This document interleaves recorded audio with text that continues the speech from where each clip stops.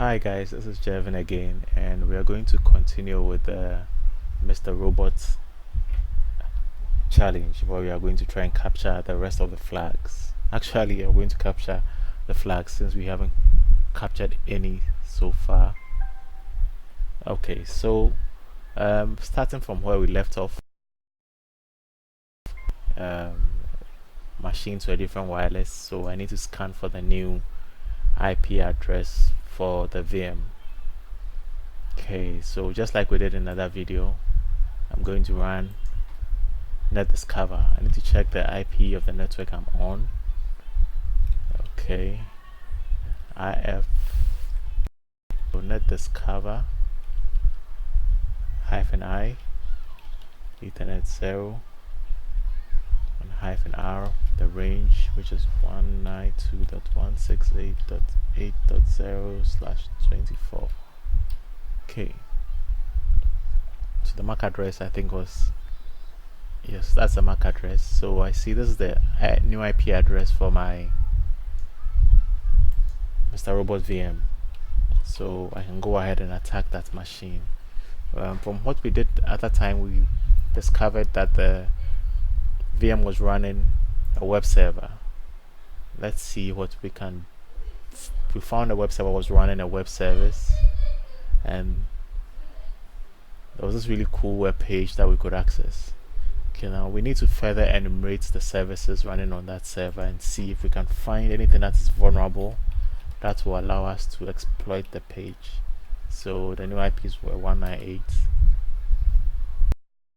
Now we have this running on both HTTPS and normal HTTP.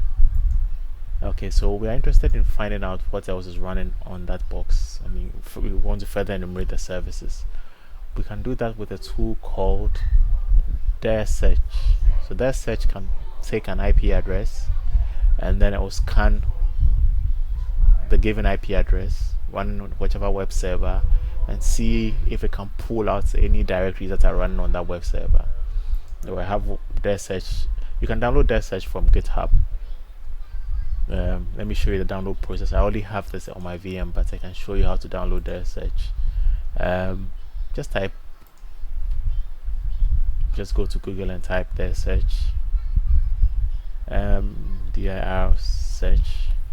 dir search like this, hit enter, and it should take you to this link on a GitHub repo where you can simply download dir search. The download instruction is there. Just do a git clone the URL and you have dir search. You have the commands to run dir search also.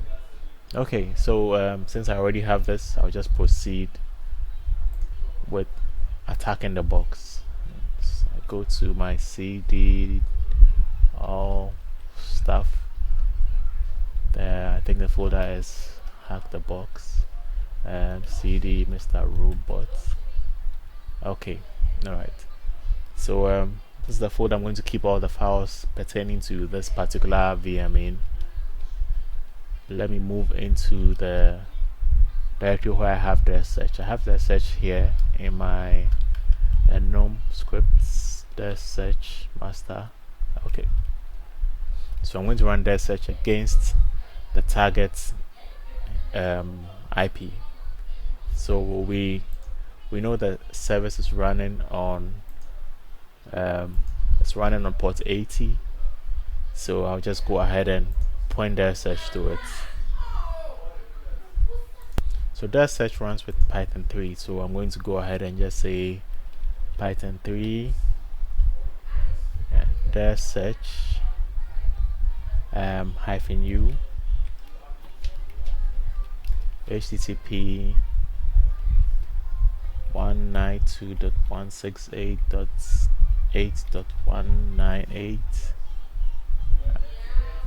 -w, which is word list, and the -u is the URL, -w is word list, and the word list I'm going to use is the user. This should be also on your box, should be on in your Kali box.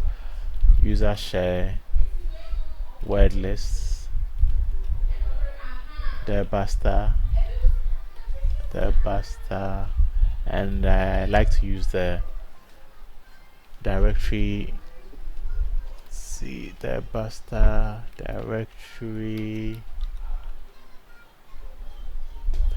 if I can spell correctly. Okay, let me see.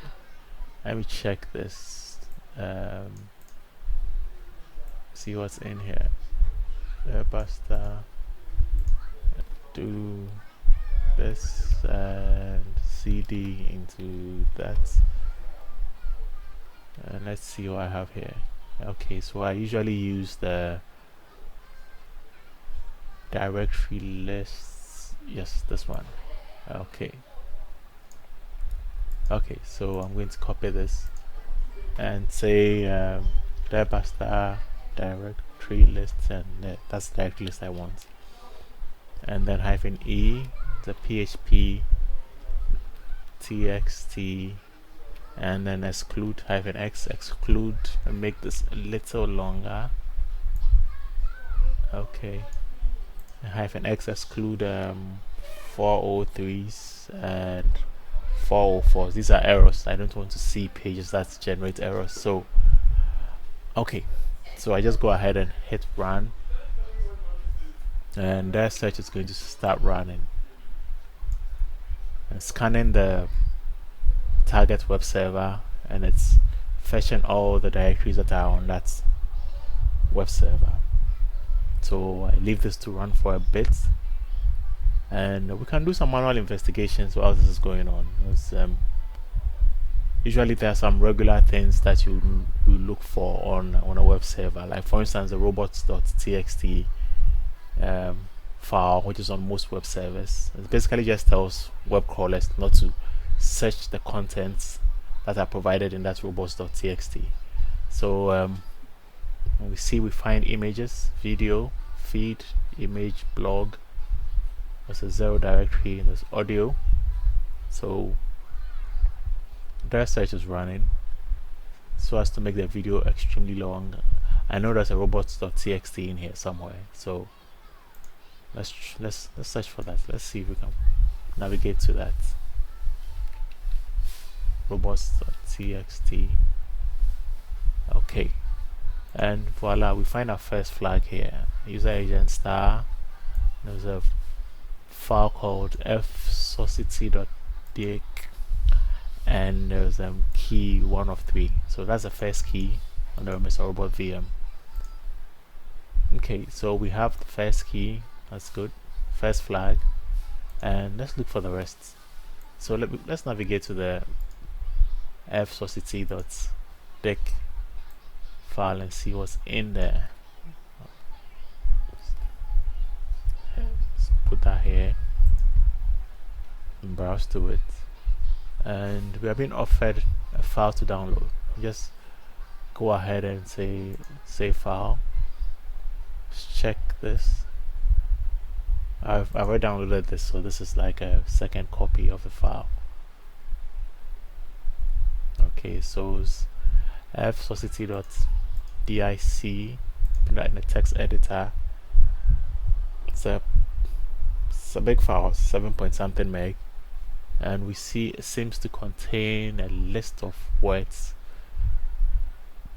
I mean, in this kind of scenarios, when you're playing CTFs, so you sometimes need a word list you can use for brute forcing. So like I'm brute forcing a web page with their search, I can brute force the web server with this new list that I have. Now this will probably be helpful when I'm trying to find like usernames or passwords or anything like that. So their search is still running. Very interesting. I have a wp-login.php page. I have a wp-admin page. Let's open these. Let's find out what's running there.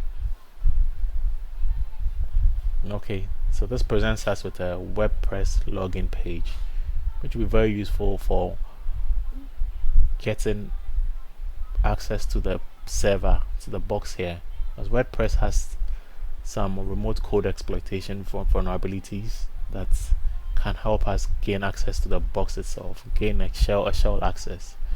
In this kind of scenarios, you always want to have a shell access. Shell access gives you access to command prompt. You can can do lots of stuff from there. So this will be our current target, trying to get a shell on the web server.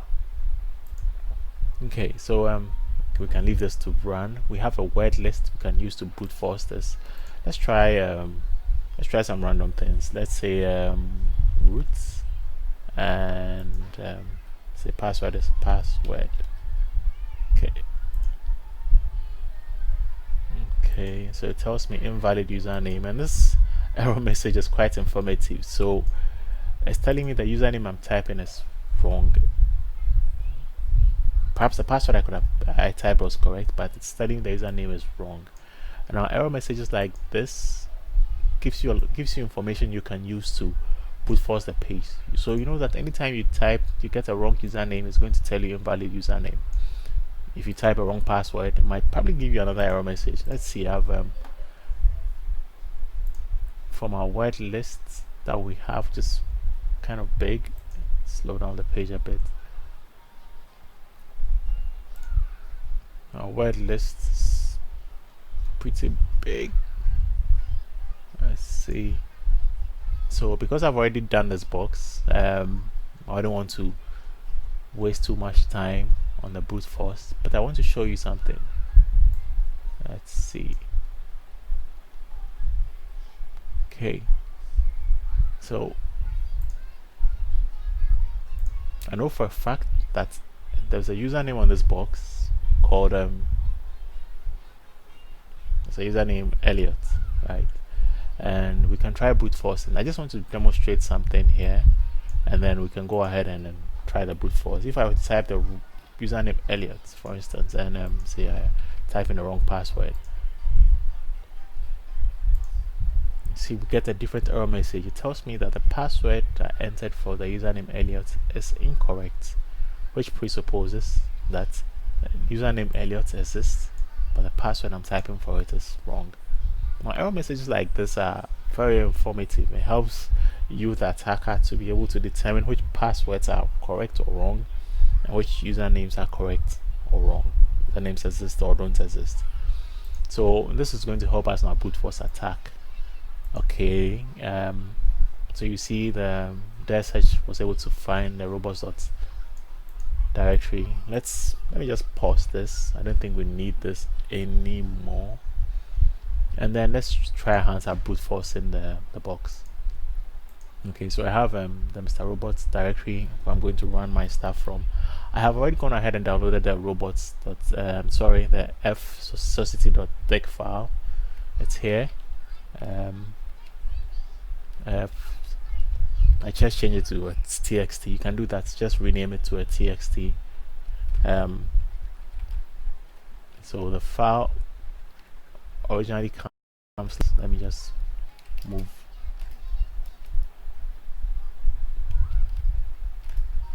The file already comes like this, but you can just rename it to a text file. Okay, all right. So let's check the contents here. It's lots of words that we are going to use for our brute force. Okay, there's a tool called Hydra. Hydra is a program that allows us to brute force stuff. We can brute force SSH, FTP. In this case, we are going to brute force the login for WordPress. Okay, now we need a few parameters to go along with to help us do this brute force attack, and we can get this by interacting with a page and pulling all the parameters that we need. Okay, so to help me do that, I would need to run something like burp, start burp suite, and I'll set up my browser to intercept the requests from my machine to the web server. This the Mr. Robot web server, and this will allow me to see what my machine is doing when it's talking to the web server and back. So posts, requests, and so on and so forth. Okay, so you can set up your browser to use a web proxy. I have Foxy proxy, which you should have in your Kali box. Let me show you how to do this without Foxy proxy, although it is much easier. I'll show you in the next video how to do that. But It's much easier to handle stuff when you have Foxy proxy. You cannot just sort of quickly change between setting up the proxy. So I'll just go ahead and show you a start burp, and then I'll just go ahead and set this thing up to use burp. Okay, so burp is started. Let's go to proxy, and I'll show you my proxy settings. I go to options, and this comes by default, so burp is listed on port 8080.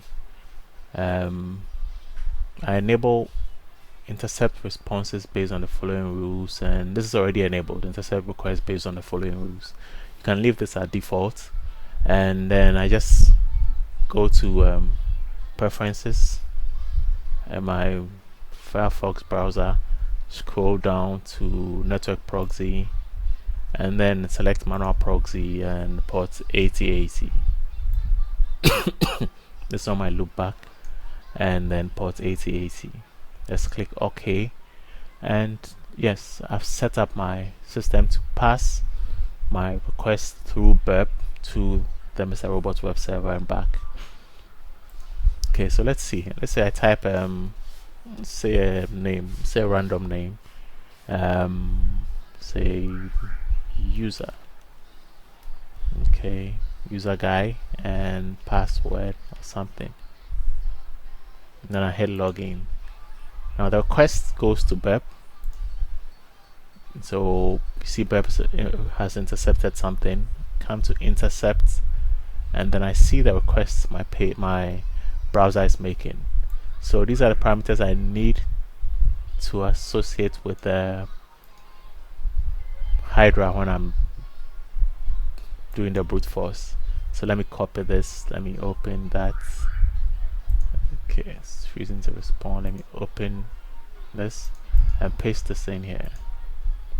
Okay, so let me go ahead and forward this and see how the web server responds. So responds with an invalid user, so I can see on my page. Let's see.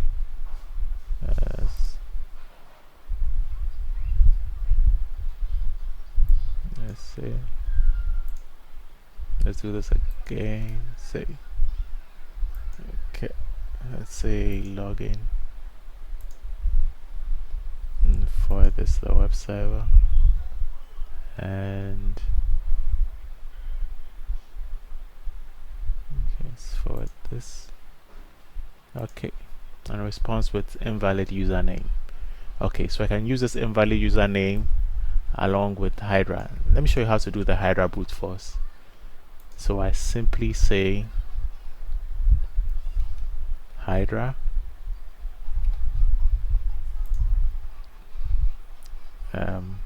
hyphen L. Hyphen L means a user list. Okay, so I'm coming off the pretext that I don't know what the username is.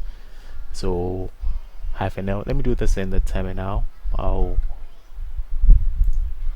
be easier for us to do it from here. So let me clear the screen. Say Hydra hyphen L, and I'm going to use the F Society dictionary file that I downloaded. Okay, now I need to sort out that list. That list has a lot of duplicates in it, so I want to make the list unique. I simply can do a cat F society.txt. In this case, I pipe it to the sort command, and I say hyphen U, make them all unique, and it's going to take out all the duplicates. So I can simply pipe this into a new file. You don't have to do this really. You can run the brute force without it, but it makes the file more well put, and actually makes the brute force faster. If I don't have to do a duplicate, then I can brute force faster. So I put it into a file, and let me call this unique lists.txt. Okay, all right. So that should take everything that I've typed in there and put it into unique list.txt. Okay, so let's cut unique list.txt, and yeah, this is different. Let me do a word count of unique list.txt, and I have a 11,451. Let me do a word count of the original file and see how word count was F, and you see it's a much bigger list. 858,160 words in there. Okay, a unique character. Okay, so I'm going to use the unique list. Smaller, faster, will make our brute forcing much more efficient. So I say Hydra -L, capital L.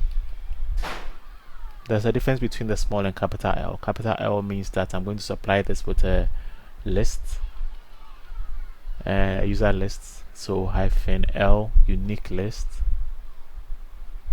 then -P. At this point, we are not really sure what the password is, so we just want to find out what the username is for that login. So we can just say -P, let's say password or something. -T for the number of threads we want to run, let's say 10. Then we will supply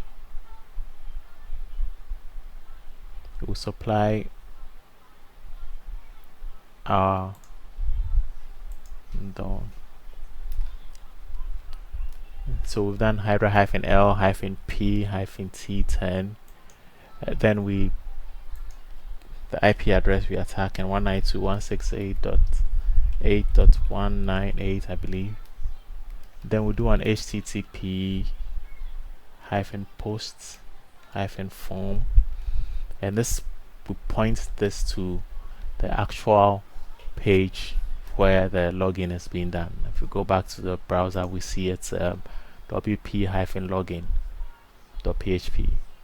So let's just do that. wp-login.php. Then this gets interesting. This is where we specify where we want to put in our parameters, and so we save this here. So we'll need this. We need only up to the login. We don't need the rest of the stuff.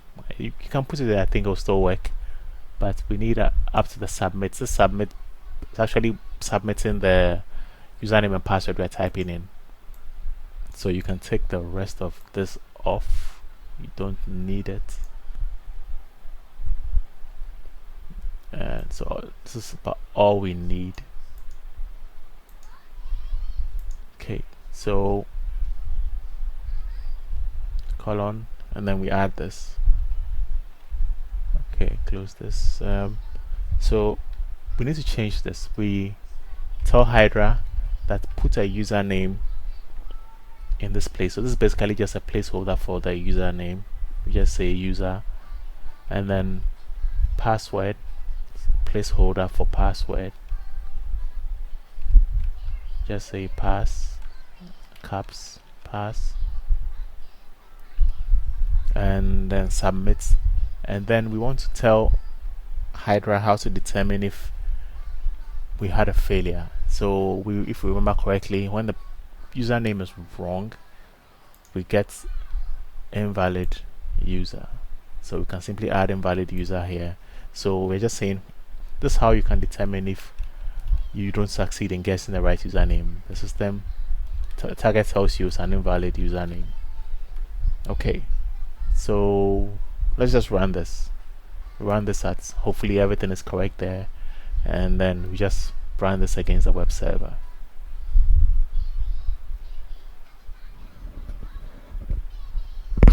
Okay, wait for Hydra.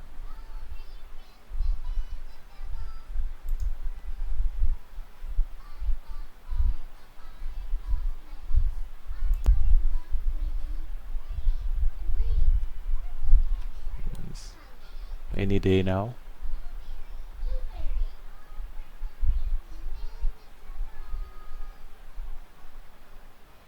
Let's see if our web server is up.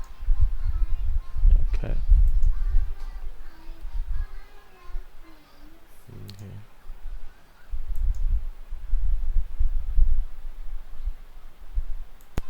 Okay, so I realized I wasn't adding the verbose parameter, verbose switch, sorry, that allows us to see what Hydra is actually doing. So scan was running in the background, but we couldn't see it. Let's do hyphen VV for extra verbosity. Okay, and then let's run Hydra again. Okay, now we should start seeing what Hydra is doing once it starts the scan against the web server. Okay. And so we see it running against the web server, trying to guess the username. Okay, so this might take a little while, so I'll just pause the video. If it finds the right username, I'll come back and then continue.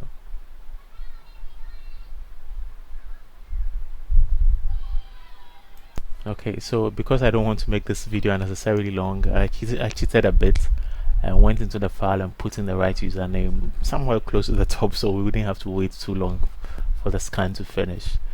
So I'll run the scan again. The username pushed up a bit just to show you how Hydra finds it. So it's scanning. Okay, so we see here that it finds Elliot as a correct username. And so this is what Hydra is basically doing. So it's taking the list that we supplied it with and is running it against the web server. It's placing the username in the username placeholder here and supplying that to the web server. And it's using this as a test. If it gets an invalid username for any of the usernames it's supplying in the user field, it knows the username is not correct. If it gets any other response, it knows that the username is correct. The password is just a random thing, so it's not really a factor here, because as we saw, the password doesn't give us the response invalid username. So Hydra finds that Elliot is a correct username. Now, based on the knowledge we have in the past, we can brute force the password now. So let's go back to our page. We don't want to type the right password here. Let me go ahead and take off the proxy setting here. I don't think I'll need it anymore for this. So set this to no proxy, go back here, start this Elliot and random password. Now when the password is wrong, it tells me the username you entered, the password you entered for the username Elliot is incorrect. So it's incorrect. I can use this error message to brute force for the password also. All I need to do is just supply Hydra with any of the words that comes up when I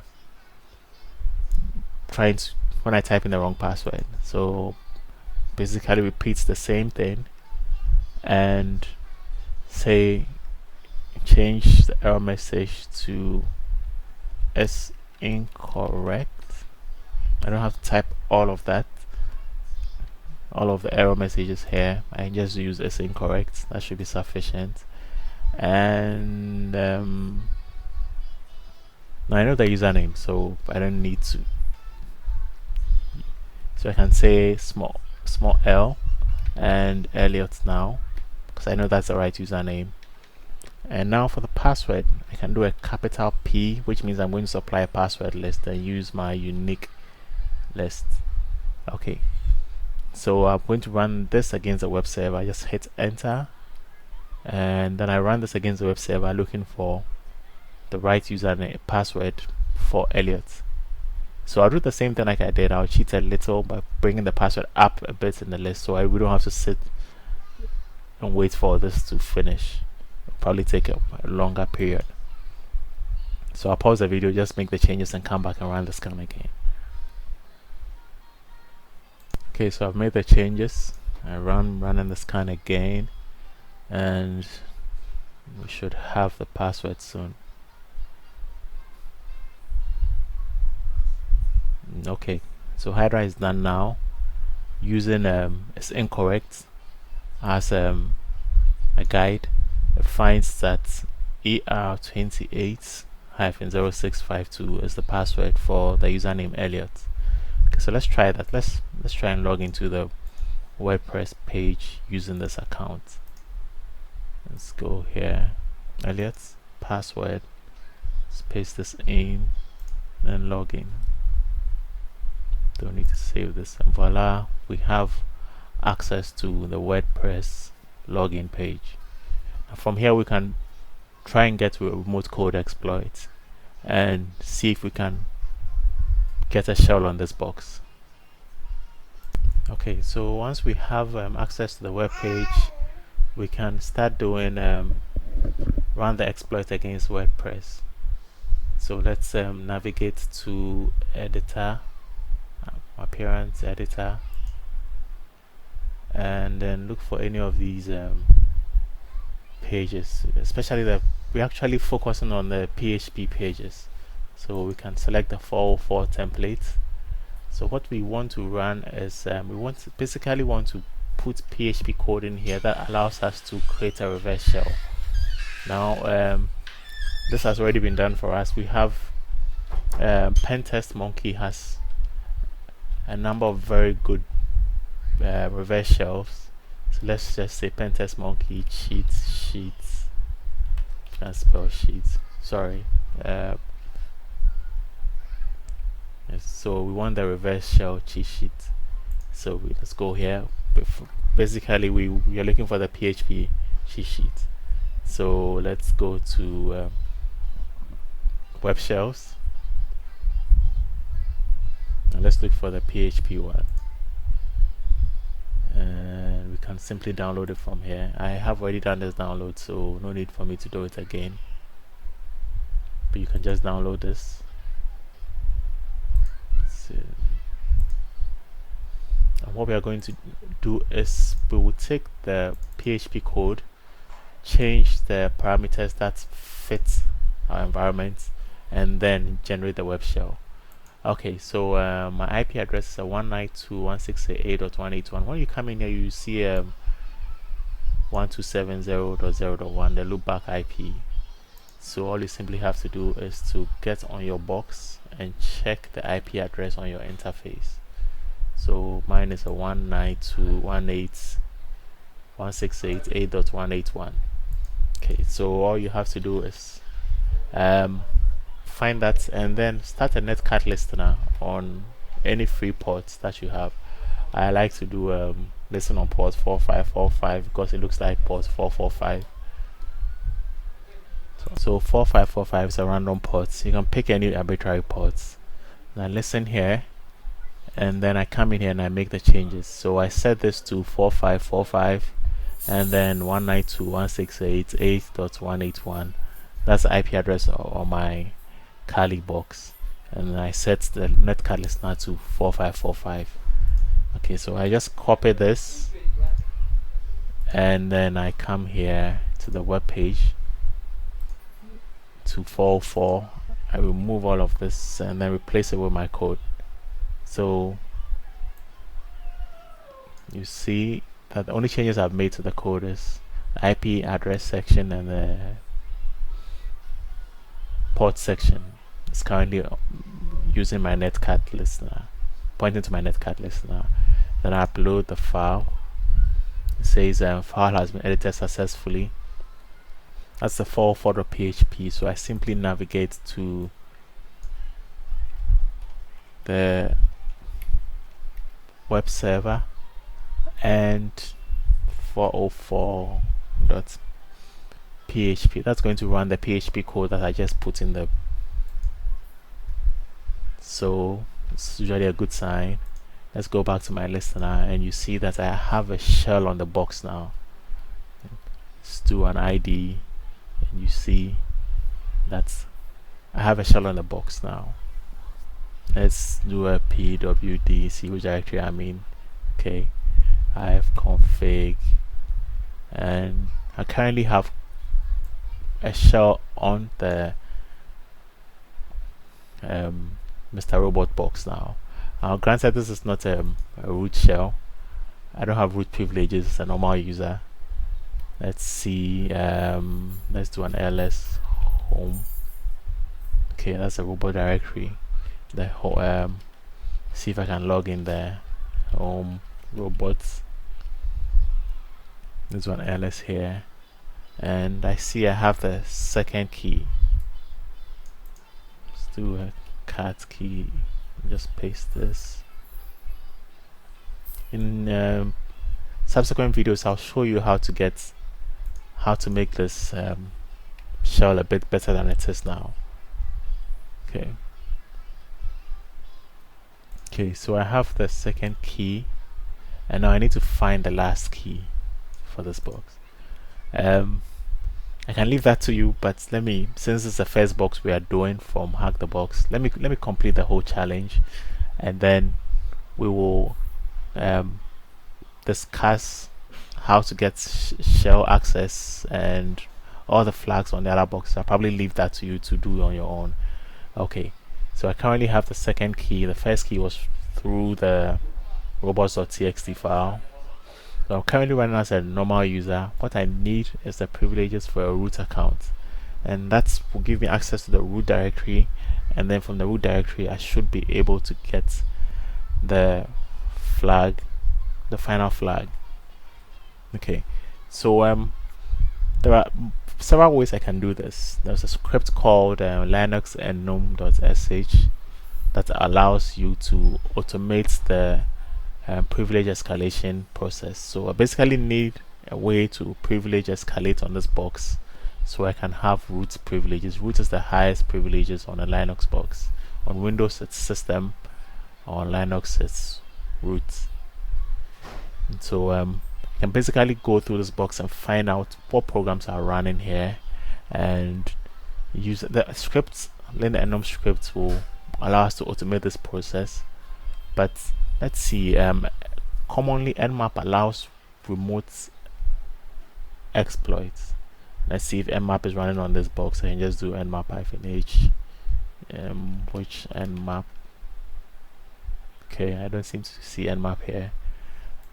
So what I'm going to do is that I'll run the lin and sh script on this box, find out what programs are running, and use that to privilege escalate on this box.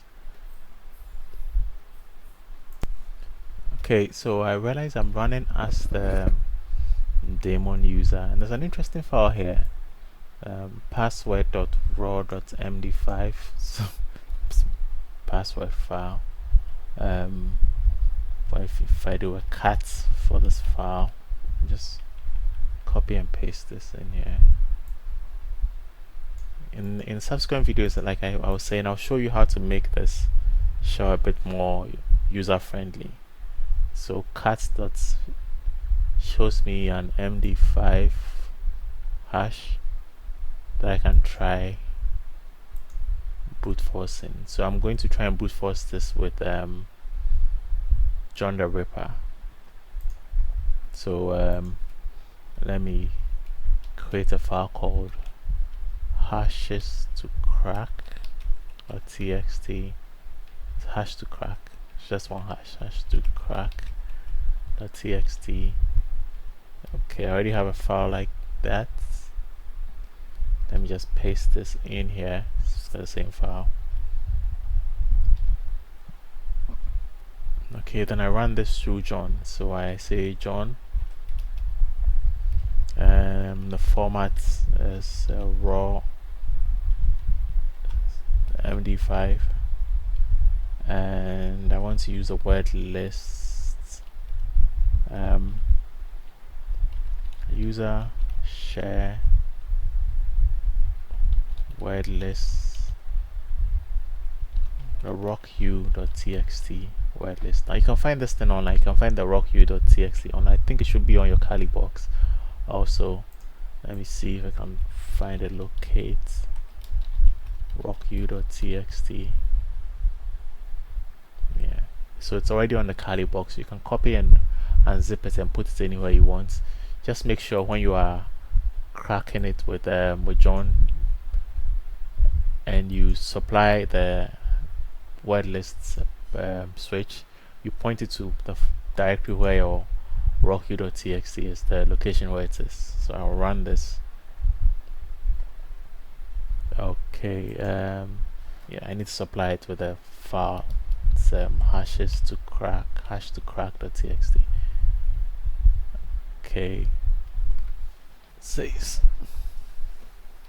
no passwords left to crack because I already cracked this. John the Ripper does that. So keep the cracked hashes in a file called in a port file. So let me just, for the sake of explanation, I will put, say, hashes.txt. I'll put the MD5 hashes in a new file and then crack it. And so repeat the same things, just point it to hashes now. And okay, it's because it's already cracked it. It sees and it knows the hash already. I think there's an option to show. So just run this command and it's going to crack the hashes for you. Let me force this to show me. I believe there's a show option. Show me the hashes. Let's see, John -H. Let's see. Show. Okay, let's run this. See, I'm gonna need this. Let's see, John show. Let's see, John show.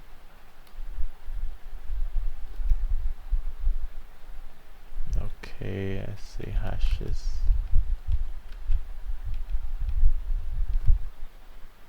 Okay. So I think the right option is John. Okay, show. Alright. So you don't have to do this. I mean, it's because I already cracked the password. So all you have to do when you are doing yours is just run John formats equals raw hyphen MD5 the word list, and then supply your word list location. You can use a rocku word list. It works well for me. And then rocku.txt, and then supply John with the hashes you want to crack. But I've already gone ahead and cracked this, so I have the new password, just ABCD up to Z. Okay, so you realize that when I log in here, although I'm running as a daemon user, I am inside the home of robots. It's the username of the accounts that I'm currently logged in with. Let me just log out of here and try and log back into the box with the robots. I mean, SSH isn't working anyway, so let me just get my shell back and then try and sudo using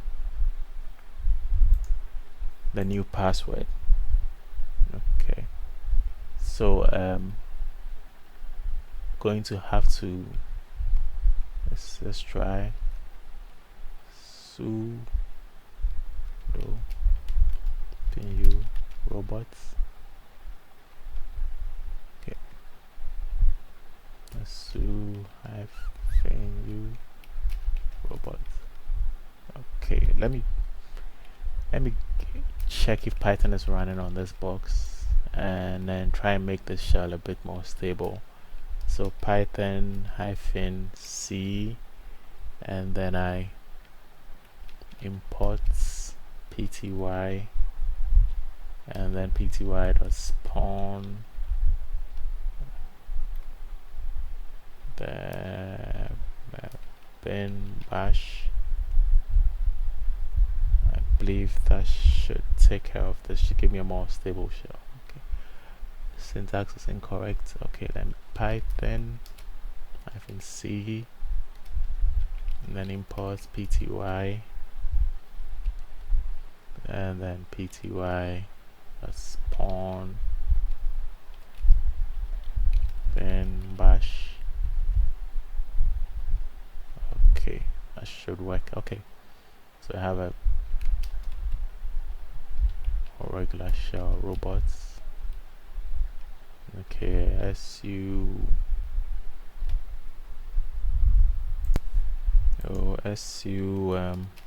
robot, the user robot, and then I supply it with the password. I believe I've copied that already. A B C D to Z. Let's paste that in here, and yeah, okay. So I do an ID, and I see I'm currently the robot user. Okay, let's do an ls. I believe I can cut this now and see the content in here.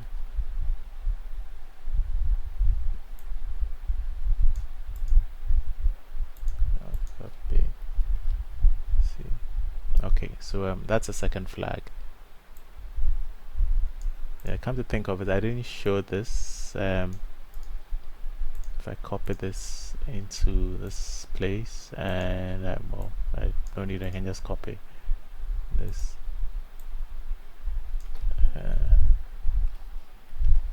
We see. Okay, yeah, so that's the first flag. You can just navigate to the text file and you see it. This is the second flag. Now for the final flag, I wanted to leave this for you to do, but I mean, since this is the first box we are doing, let me just go through. So, so there's a script that can automate this process for you, or you can generally look around the box and find a vulnerable application, a misconfiguration, anything that allows you to escalate your privileges. So it could be a kernel exploit, it could be a misconfiguration like I mentioned, it could be a vulnerable application that gives you, there are various ways of elevating your privileges on a Linux box. Let's search for nmap. I know there's nmap on this box. Okay, so which nmap tells me it's currently an nmap installation. We can say nmap -v for version. Okay, so I know nmap below a certain version, I think 4 point something, don't quote me on that, is vulnerable to privilege. You can use that to do privilege escalation, and this particular version is vulnerable to that exploit. So we are going to leverage that to gain our privilege escalation. What happens is that we can start nmap in interactive mode and then use that to access the access the root account. So that's what we are going to do. We'll start nmap in interactive mode and then use that to elevate our privileges. Okay, so I'm going to run nmap in interactive mode. Nmap, if I do nmap -h, I think I should see that option. Okay, it doesn't show here, but you can run nmap in interactive mode by telling nmap interactive. Okay, so this allows nmap to load in interactive mode. The thing with nmap is that nmap scans are usually done with root privileges. So I think you saw when I tried to do nmap scan in my previous video, it required me to run as root. Okay, so nmap, and I can simply access the shell from this. So I say exclamation or bang and sh means start the shell. This is it's a shell on Linux. There's a bash shell and then this regular shell. So okay, so you see my prompt has changed here. I'm currently running, usually this hash symbol shows that you're running as a root user. So let me do ID to confirm ID, and I realize that I'm currently running with root privileges. I'm in the root group and my UID is 0, just root. Let's see this. If this is correct, I should be able to access the root directory and cd root. Okay, pwd, I'm in a root directory ls. Okay, and this is the last flag, the last and final flag. If I do a cut and paste this here, I should see the final flag. Okay, and yeah, that's the final flag. Okay, so let's see what's inside this first boot done file. Okay, so what kind of file is it? File. Okay, it's nothing really. So yes, so we've gone through the box, we found all 3 flags, and this should give us a bit of experience. So robots box isn't too hard, it's okay. That's a good place to start when you are working with these hack the box machines. I hope this has been helpful and will form part of your knowledge base once we start attacking other boxes on VulnHub and then hack the box also. Thank you for your time.